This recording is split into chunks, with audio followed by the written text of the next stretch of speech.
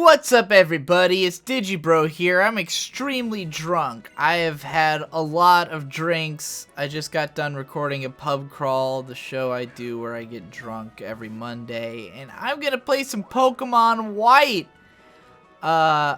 This game is cool as fuck, and Pokemon's pretty fucking cool. So, you know, there's this YouTuber called Monkey Jones, who I'm a big fan of, and now I'm best friends with, because I did a show with them that probably actually won't come out until this show is already out. Monkey has been doing this Pokemon Nuzlocke series. He played through Pokemon Fire Red, it was super cool. Then he played through Pokemon Crystal in a special Nuzlocke that was also in Vietnamese. It was awesome. By the way, I'm gonna name my... I always play a girl, and I also always name myself Baroness, because that's who I roleplay as in my video games. Anyways, oh, what the fuck? I couldn't fit a second S, and I didn't even realize. Why is the name so short in this game? That's stupid. Whatever. My two best friends. How do you know who my friends are? Fuck you! Anyway, Monkey has these shows that are fun and cool, and he was watching my, me and Victor play through Pokemon Fire Red, and he was disappointed that we weren't, really planning on continuing it. Honestly, I feel like if you want Pokemon to be fun, you gotta do some kind of challenge run, and watching his Nuzlocke has made me want to do some kind of challenge, but you know, not only am I not that great at Pokemon, but like, Nuzlocke is not my kind of thing. Like, to me, the best way to play Pokemon, the most interesting way to play it, is to try to actually catch every Pokemon. You see, when I was playing Pokemon X, well, I was playing Y, but when Pokemon X and Y came out, I played through Y, and I caught all the Pokemon. I filled my Pokedex, and it was super cool, because it really makes you explore every system that the game has to offer. And it was a lot of fun to do. And so I went back and I played Pokemon Fire Red, and I tried to do the same thing. I didn't beat the whole game, but what I found was that Pokemon Red is really optimized for catching every Pokemon. Go watch my video analyzing Pokemon Y by way of Pokemon Red. It's like the second video on the Digi Bro channel currently that's like listed, where I talk about this comparison. That like Pokemon Red is designed in such a way that if you try... Oh, okay, I have control now. If you try to catch every single Pokemon in the game... Hey, I got a Wii. I've also got... Oh, that's a PC? It looks like it's on a bed. Okay, my bed's over there. Never mind. My bed is tiny. Anyways, God, I move slow. That's amazingly slow. Anyway... oh, they got me a gift or something. Ooh. Oh. So we're gonna pick our Pokemon right now? Holy shit, that's early. Oh, who do I want? You know, I want Mijumaru. Oshawott, as he's known in English. I'll explain why later. My explanation is taking longer than the events are happening in the game. Oh, I don't even remember what I was talking about. Right, the Nuzlocke thing. So... you know, I really like catching every Pokemon because in Fire Red, I feel like the game was designed that around catching every Pokemon. Because basically, the way the game works is that you'll catch Pokemon in an area. Let's say you catch like a Rattata, right? That Pokemon will evolve into Raticate at level 20 or so. And right when you evolve that Pokemon, you'll be in an area where it makes sense to catch new Pokemon and to trade out your Rattata. So basically, if you try to catch every Pokemon in the game, then you'll constantly have a revolving door of Pokemon. Like, every time you evolve a Pokemon will be right at the time that you catch something new, so you can get rid of the one you just evolved and replace it with something that can be used instead, if that makes sense. So basically, you should never have the same Pokemon in your party for too long, because you're constantly catching new Pokemon that you can train and evolve at the rate that you catch them. So I really think that the Pokemon game, well, at least the first Pokemon game, is designed around actually catching every Pokemon. Pokemon Y is not quite the same, because Pokemon Y has 350 fucking Pokemon, in it, and catching them all is a fucking ordeal. It really involves a lot more than just simply, you know, catching them like along the course of your journey, because there's just way too many Pokemon. It takes forever to catch them all. Oh my god, we fucked up my room. That's hilarious. And the smart kid's all like, what did you do? It was really weird when Bianca showed up in the anime, because she's like super tall and has huge tits, and it like she looks like a giant in every scene she's in. It's really weird. Anyway, so I'm gonna play with. I'm not playing a Nuzlocke right now. I'm playing by my own rule set. Here's how it works. All right. My mission in this game is to catch every single Pokemon in the Pokedex. But there's more to it than that, because doing that doesn't really provide a challenge in the actual fights. All that really means is that I have to train a fuckload of Pokemon, which takes forever. But how I'm going to make the actual challenges interesting is that in each gym battle, I am only allowed to use Pokemon that I caught in between the last gyms. So if I beat one gym and then I go to the next one, I can only use Pokemon that I caught in the time that it took me to get to that next gym. And my Pokemon can never be above the level of the current gym leader that I'm fighting. Those are my two rules that I think will make this game challenging. And the last rule is I can't use the Pokemon again after that gym. So once I've beaten a gym, whatever Pokemon I used in that, I can't use ever again. And if I lose to a gym, if a Pokemon gets knocked out, I can't use the same Pokemon against that gym. So there is a potential for me to fail the entire game. If I only catch 3 Pokemon in between 2 gyms, and those Pokemon all die in that gym, then I'm fucked. I have to just start the game over. So there is potential for absolute failure here. So those are my rules. It's a bit like a Nuzlocke. It has rules that can make the game impossible. It has stuff that can make me absolutely lose. But it's not the same rules. And what I want it to do is to allow me to catch every Pokemon, which would be nigh impossible if I tried to do it with, like, you know, like losing Pokemon along the way. But I think this will still make the game hard and still make it interesting. And it's a completely unique challenge that, as far as I know, no one's ever done before. So now that you understand my rules, we'll go ahead with my challenge. And the reason I'm playing Pokemon White is that this is a game that was really exciting to me when I came out. You see, I grew up on Pokemon. Pokemon was my absolute obsession from like 97 to 2001 or late 2000. So we'll say 3.5 to 4 years. All I cared about was Pokemon. It was the only thing that mattered to me in the world. But, you know, I was a kid. I was like 7 or 8 when I started getting into Pokemon. So, like, or I guess 6 or 7. So, like, you know, I didn't understand the deeper mechanics of the game at the time. To me, like, the way you played Pokemon was you had your starter, and your starter was amazing, and you used it through the whole game. You just conquered everything using your starting Pokemon and having it absolutely destroy everything in your path. And, like, that was just how I understood the game. That thing just said "os" when I started the TV. Oh god, I'm too drunk to really read any of this. Why is it all these weird Japanese jokes? Okay.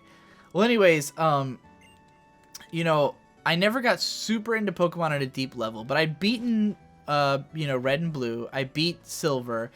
And then when the third games came out, when Ruby and Sapphire came out, I found them really disappointing, because Silver, what had made Silver such like a mind-blowing experience was that it was 2 whole continents. Not only did you beat Silver, but you went back and you beat the whole area from Red and Blue also. Now, as an adult, I've come to realize, partly through like behind-the-scenes knowledge, that Silver and Gold, like the main storyline, the Johto story, is actually like not well paced, and it's really small. Like a lot of the gyms are just kind of clustered together, and it just doesn't feel nearly as good as the Kanto journey does in the first games. So I really think that like Silver and Gold's unique part is a lot weaker than the original games, and then you just kind of go back to the original areas, but in a different order, which makes it cool. From from Red and Blue in Silver and Gold. So it just says goods. Goods is a very Japanese term, which is interesting that they put that in this in the English translation. So yeah, like to me, those games were amazing. And so when I played Ruby and Sapphire, like, I never beat those games because I, like, looked into it and found out that there was no second area. You just play through 8 gyms. And it felt like a total ripoff to me. I was like, how could they make the third game in the series not even as long as the second game? It felt like there was less content. And, like, I played through the first 3 gyms, and it just felt like it was nothing but sailing. Like, there was so much ocean, so many water Pokemon. And I was like, this game fucking sucks. So I just stopped playing, and that was my experience. Never touched Diamond and Pearl. I was kind of too old for it by then. Like, my brothers were playing. I wasn't really playing. But then Black and White came out, and what was such a revelation about Black and White was, A, that it has this, like, faux 3D thing going on, where, like, you know, the levels have this 3-dimensionality to them, which fucking blew my mind at the time, because, like, I'd grown up on Pokemon, this 2D game that looked like shit, and now suddenly, it's this 3D game without being, like, the GameCube games, which weren't actual fucking Pokemon games. They were just, like, straight-up RPGs that had nothing to do with the style of what Pokemon was like, which pissed me off. What? This is just entirely in Japanese. Kino sa, oishii pasta tabetanda kedo sa. Which means, like, I ate some delicious pasta. However, niniku ga sugoku kitete na yo ne. He's saying, however, something amazingly, iki o tomete iru no atashi no sei ga janai. Atashi no sei ga janai. Oh, I can't understand this well enough. Why is it all in Japanese? Hello, minna, which means everyone. Please watch Kokan Talk again, okay? Sayonara. Why is it so much of it not even translated? That's really bizarre. See, I didn't care for Gen 3. Never played Gen 4. But then when Black and White came out, it was a revelation because this was the first game since the original where there was 150 new Pokemon, and, like, the old ones were kind of irrelevant. Like, it felt like a new start. It felt like this was supposed to be the same as Generation 1. A whole new set of all new Pokemon. You didn't have to know anything about the old games to get into it. There was no, like, back references or anything. And it had such a new graphical style that it was like, this feels like the next gen Pokemon, you know? Whereas, like, the last few, like, the Game Boy Advance game was definitely, like, graphically way superior to the first game. But this felt like, whoa, they've actually brought Pokemon to, like, a new level. Which is funny, because a couple years later, they made Pokemon X and Y, which felt like an entirely different level from this. Like, it made this game look primitive as fuck. But, like, just the idea of this at the time was, like, a revolution. And I also was watching the anime Best Wishes when this game came out, which I thought was really great. So I kind of fell in love with all the Pokemon from this game. So the reason I picked Oshawott, which in Japanese is called Mijumaru, is because in the Best Wishes anime, he is the best character. And what I loved so much about that anime was that the Pokemon actually had personalities, where, like, in the old anime they had personalities, and then, like, in the newer ones, it just felt like they were all just there. Like, fucking Piplup. Like, fucking, what's her name? Dawn. Or Hikari had a Piplup.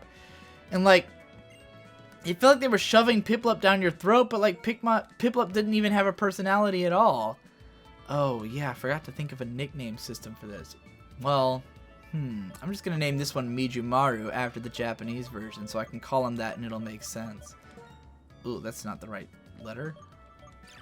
And yeah, I probably explained all of this at the start of the Pokemon Fire Red Let's Play, so I apologize if all of this is repeated, but just, you know, that's why I'm so excited about Pokemon White, because, like, I wanted to get so into this game, and what ended up happening was I only made it to, like, the 3rd or 4th gym, and I didn't really continue from there. So I've still wanted to replay this game ever since, because I'm still kind of excited about it, especially because Pokemon White, the girl from this game, who I'll just call White, like, is super cute. Now, I really loved her. I just loved the whole idea of this generation of Pokemon. To me, it felt like a new beginning. And I liked a lot of the Pokemon that came out this generation. You know, the ones I had caught in my game, like Roggenrola and fucking, what's his name? The thing that looks like Parasect, except its back is a rock. I love those guys. And I really wanted to continue my journey with them, and I never did.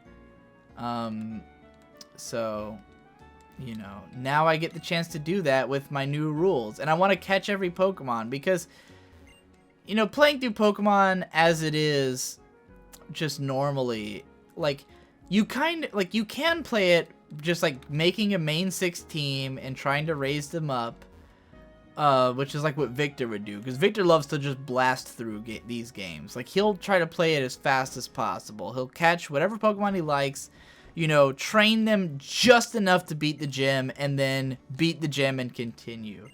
But I feel like with Pokemon, the only way to really have fun with it is to just settle into the fact that it's going to take 1,000 fucking years. Like, if you try to blast through a Pokemon game, I feel like this is the problem that my friends Endless Jess and Hypocrite have been having, because both of them have been complaining about how much they when they try to actually do a Pokemon Let's Play, they realize that the game is boring as shit. You know, Jesse has been complaining about how long the start is in these games. Hippo's been complaining about it. He just did a Nuzlocke that's like all in fast forward. He keeps fucking up because he's playing it in fast forward. To me, the only way to really enjoy Pokemon is to resign yourself. You have to make the decision from the beginning that I am okay with the fact that this will take me forever. This is not going to be fast. This is not going to be exciting. It's not going to be fun. You just have to resign yourself to the fact that this game will take a fucking eternity. And to me, a lot of the fun in Pokemon is clicking on everything. Like, looking at every TV screen, looking in every drawer, you know, finding everything. Like, that's what I love about NPCs. Not NPCs. What I love about RPGs is that they reward you for exploration. They reward you for being the kind of psychopath who clicks on everything, who, you know, sees a Wii and clicks on it and it gives you a text box. I'm always a little disappointed with Pokemon that they don't give you more of that, like that, you know, clicking on this plant won't do anything for me. Although in the old games and in this game, the trash cans always will tell you something, which, you know, sometimes there's items in the trash, so search through every trash can. I love that kind of shit. I love when a world feels alive because there's just so much shit in it. And, you know, Pokemon can provide that sometimes. You just gotta, like, sit back and think, I'm gonna be playing this game for the rest of my life, essentially. So let's just take our time and enjoy it. And what helps me with that is that I'm long-winded. So even though I've already been playing for 18 minutes according to Audacity, I haven't even really addressed what I'm actually doing in the game yet, because I've just been playing through tutorial bullshit that I don't care about. So I've had all this time to explain what I'm doing in the game. See? It's, you know, you can make it work. Albeit I'm not funny like Endless Jess and Hypocrite are. And I'm also fucking drunk, which makes this a lot easier to deal with. Because I'm so drunk that everything I'm doing feels like it's happening in fast motion. So, like even this walking speed that is unbelievably slow, it feels like it's happening faster than it actually is. I think I'm probably done in this village. So, next time on Digi Catches Them All in Pokemon White, maybe my Pokemon adventure will actually begin. And also maybe I'll start cutting stuff out that is not interesting.